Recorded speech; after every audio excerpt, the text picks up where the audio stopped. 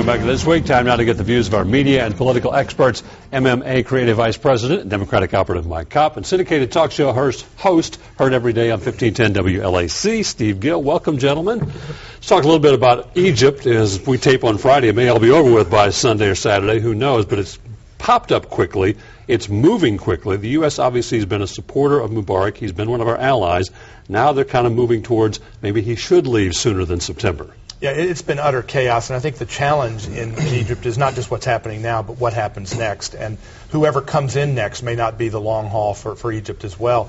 We were talking to Morton Kondracki earlier this week about the historical challenge of democracy in the Middle East. Right. There has been no Arab nation that has successfully made that transition to democracy. And, Egypt's had 4,000 years to try and even get a shot at it.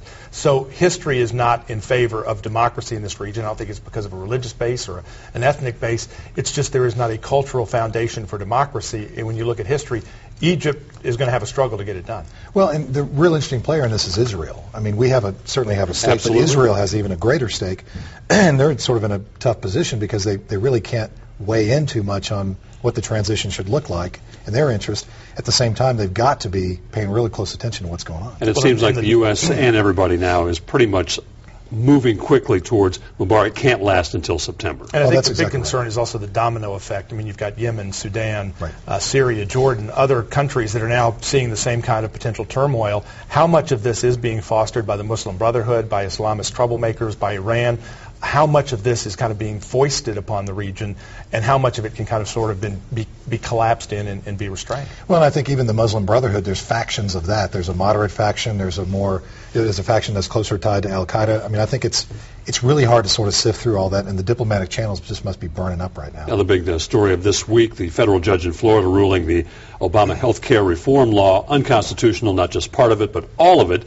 This really sets up the Supreme Court for deciding what this law is. Any of it can be constitutional. None of it can become constitutional. The question is going to be timing. How long does this get dragged out? Well, Ken Cuccinelli, who's the Attorney General in Virginia, who had a case won in the District Court in Virginia a few weeks ago, is now trying to move to expedite the hearing by the Supreme Court on this issue of the mandate and the constitutionality. One of the problems in this legislation, and there are a lot of them, is the fact that they did not include a severability clause in the legislation. 2,000 pages, and they didn't put in there, if any portion of this is deemed to be unconstitutional, unenforceable, then that can be excised, that can be pulled out and dissected away, and the rest goes on. Because of that, if this centerpiece of the whole deal gets pulled out, then it's hard to see how you can make the rest of the Obamacare plan stay in place if this fundamental piece is pulled out. I think there's two pressure points, too. Certainly the administration saw this coming, so I got to believe that from a legal standpoint they're ready for this legal challenge.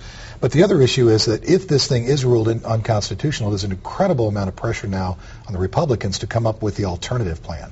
Instead of just criticizing this, instead of just pushing for these lawsuits, what are you going to do about the 40 million plus Americans that will not have health care coverage? And that's going to be more pressure on the Republicans. Well, this plan doesn't give health care coverage to 40 million people. I think that's the big misnomer. And what the Republicans have come up with is allowing people to buy insurance across state lines, allowing the tort system to be reformed to help reduce some of the cost, allowing there to be these associations where people can join a group and get these big pools. There are a lot of alternatives that I think have been put up by the Republicans that have been ignored in the past. And I think if you get rid of this, that opens the door to bring it back. It's also important, I think Governor Haslam had it correct in one of your clips. He was talking about the fact that the states really can't wait on any sort of decision. That was my next question. Exactly. I mean, they're in limbo. Well, and this governor has to be putting his budget together as are other governors, and who knows how long this thing's going to drag out. And I think it's prudent on his part to continue to move forward as if it's going to happen. A lot of the big portions of Obamacare, though, don't really go into effect for another couple of years. They were delayed till after the next election. But some are in effect. That's right. But the interesting thing is they're already granting waivers to exempt over 770 companies. Out of those, 640 of them are labor unions. Another 60 of them are insurance companies. If this is so important, had to be passed so quickly, and was so important that we be covered, why are 770 companies getting waivers with the Health and Human Services Secretary giving no transparency to who gets them, who doesn't? Over 2 million labor union members are exempted from Obamacare after they helped push it on us. The big issue, though, of preexisting conditions, that is really key as to who gets insurance coverage now and could determine exactly who's going to be eligible in a year once this is decided. So that is one reason this needs to be expedited as quickly as possible. I guess the question is, will the Supreme Court decide it needs to act quickly? Well, again, that's going to be a time-consuming process, and I think, again, Cuccinelli is going to be pushing it from the Virginia standpoint. I suspect that the Attorney General Bondi in Florida will do the same thing. Exactly. The problem is with these pre-existing conditions, ordering that they be covered is one thing. The cost of that, it increases the risk dramatically as a health insurance item.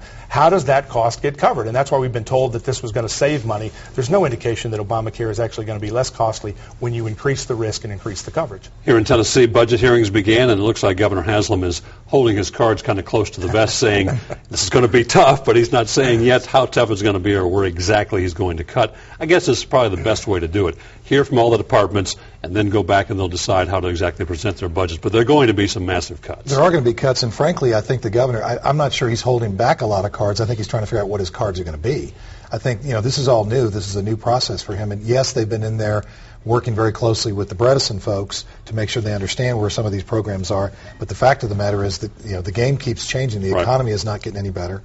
And there's just issues that the governor's got to sift through, and he's still got kind of going up that learning curve right now. I think you got to be impressed with the lack of leakage in this administration. I mean, we've both seen administrations where, if you want to keep a secret, don't tell anybody. Right. I mean, anybody. Yeah, that's true. And yet, whether it was his selection of his cabinet officials, whether it's the way they're handling the budget, they have kept things in a very close circle, and I think you're going to see that as kind of a hallmark for as long as they can maintain it as an administration. TBI Director Mark Gwynn wants to make Pseudofedorin containing cold medicines that are now sold over the counter prescriptions. It's probably not going to happen because it would quadruple or even more the price of these drugs, but there is a major concern that these drugs, which are pretty accessible now, are being used in a huge meth problem here in the state. But his answer, while I understand where he's coming from, he wants to deal directly with the problem. The consumer community is going to go crazy over that because the costs are going to go up. There's no doubt about it. And also for those parents who have to run to the store to get some kind of medicine for their children, if they're going to have to wait the next day for a doctor, I mean, it creates all sorts of inconveniences.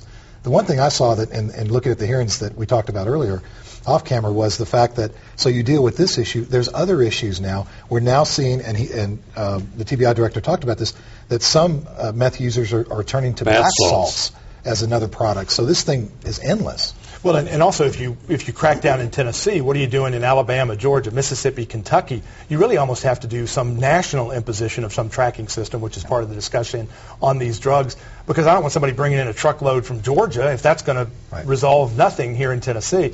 You really almost have to have a national situation to deal with this, and I'm not sure it's an easy fix. Steve Gill, Mike Kopp, appreciate your time and your insight. Thank you very much. Stay with us. This week continues in a moment.